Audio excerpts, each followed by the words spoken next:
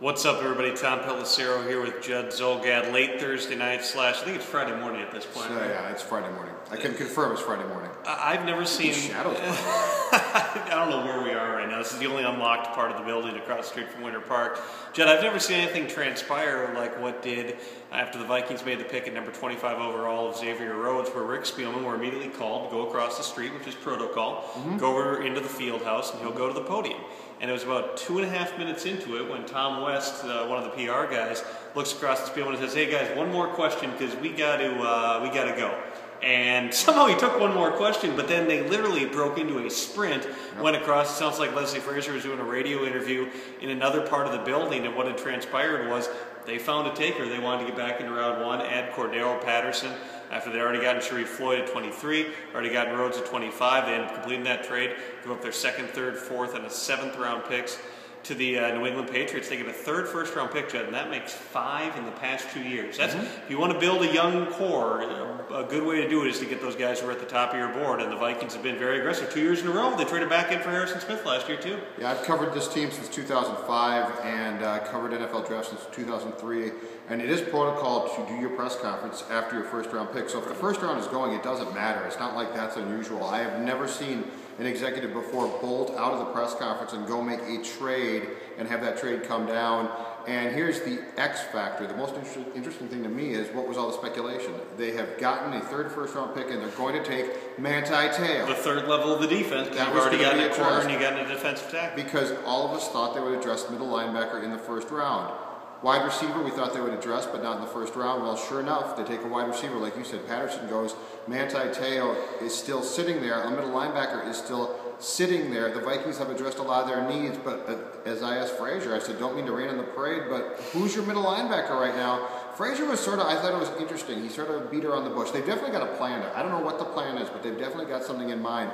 But tonight, just as far as that first round went, number one, the Vikings had to be thrilled. Absolutely thrilled. Everything they wanted to probably happened exactly. I mean, we all thought middle linebacker. Well, clearly they thought something different. So everything that they wanted to happen, guys fell. Offensive linemen, think about that. Here's my That was the key to the entire thing, how many offensive linemen came off. Here's my question. Where does Matt Khalil go in this draft? Does he go first overall? Because they addressed left tackle last year. Everybody else tried to address it this year. This draft worked out perfectly. First rounder for the Vikings. I believe there were 6 offensive linemen in the first 10 picks. 2 of them were guards. That was another surprise. They continued to come off the board. The quarterbacks didn't exactly fly. E.J. Manuel was the first one at number 16, but the more you looked at it, the more you thought, boy, the Vikings could be able to fill several of their different needs in this one. But one of them that we thought was going to be filled was going to be the middle linebacker position. Instead, though, when a guy like Sharrif Floyd comes tumbling down, I believe he was number 2 on Mike Mayock's top 100 list. They get him at number 23. He was 3 going to Oakland. That was where the last projection was Floyd going 3 to Oakland. I mean, what's funny about it, too, is you look at how this draft unfolded. If you literally had sat down with Rick Spielman and said, okay, tell me the absolute truth, like best case scenario, this was probably it. I mean, if nothing else, if they really wanted Manti Te'o or somebody to play middle linebacker, that person was there. Everything they wanted. I mean, this was Christmas Day for the Vikings. If you're building this roster, this was absolutely Christmas Day. And then you get back in. Now, they gave up a lot. In that trade with the Patriots, you don't underestimate. I mean, Spielman, well, he told us, hey, look, we flipped a first. We flipped our second for their first, but you give up your second, your third. But you don't really give up a second. You turn the second into a first, you give up your 3, but you had a spare 4. You're out of the draft on Friday, as of right now, so you'd have to get back in. And you're probably not getting up into the second round because you're not going to go for future 1 or something. No, you're not. You give up a 4th-round pick. You have 2 4th-round picks. You give up your first of the 2 4th-round picks, and like you said, the last of the 7th-round picks. You give up a lot, but you know what? They controlled their own fate there. I mean, they knew exactly what they were doing. They were very happy about it. Here's my question. Who was on the phone? Was it Peyton? Studwell? Somebody had to be on the phone with the Patriots because you got Leslie doing radio like you said, and you got Rick talking to us, and they still managed to work out this trade. Let's talk really quick about how these guys fit in too. Sharrif Floyd is an under tackle. He's a 3 technique, same position as Kevin Williams. Spielman had the response to me when I asked about it, say something like, I'm just getting them in the building. We'll worry about what happens when they get here. Kevin Williams has a fully guaranteed $4.9 million base salary for the season.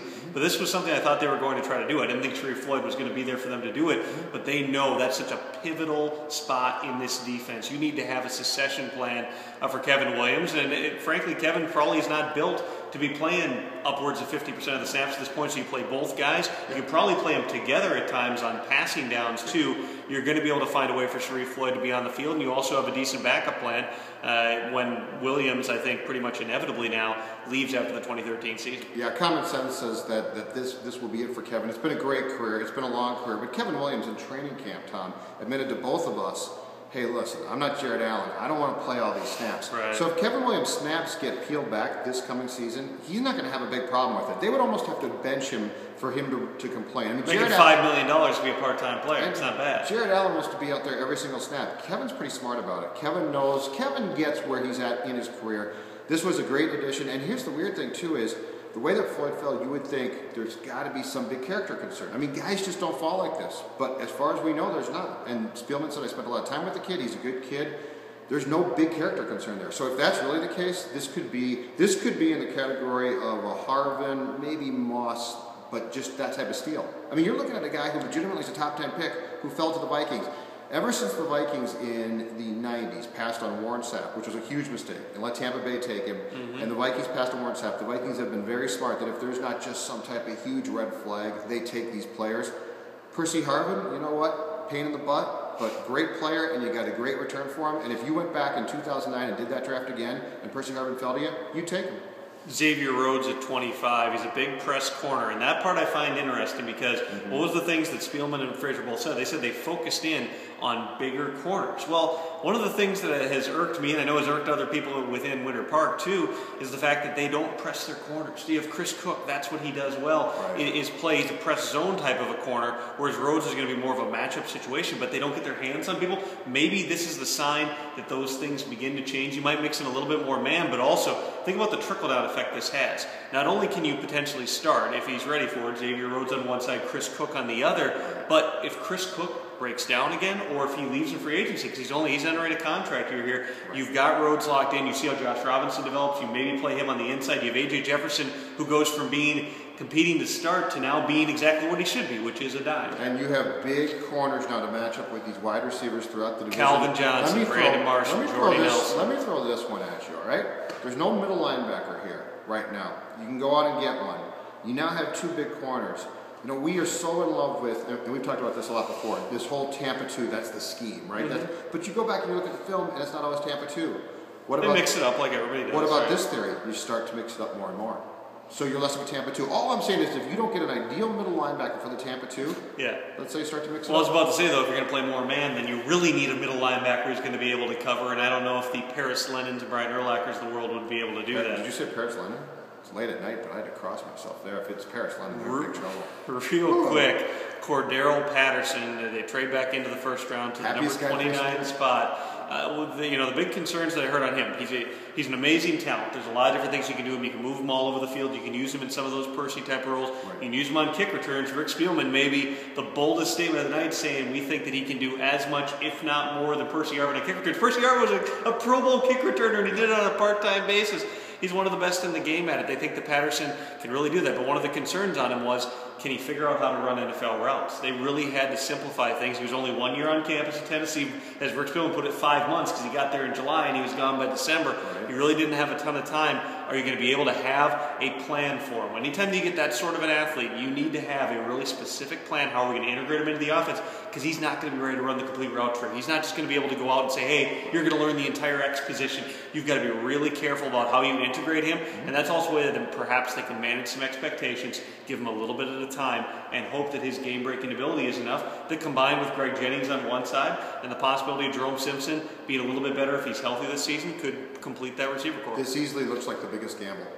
The Patterson pick looks like the biggest gamble. Oh, sure. I mean, this is it. They're putting their faith in a kid, and wide receivers are weird. They can be petulant. They can be weird. They're guys. different cats in general. They are indeed, but unfortunately, if they're good, they're usually different.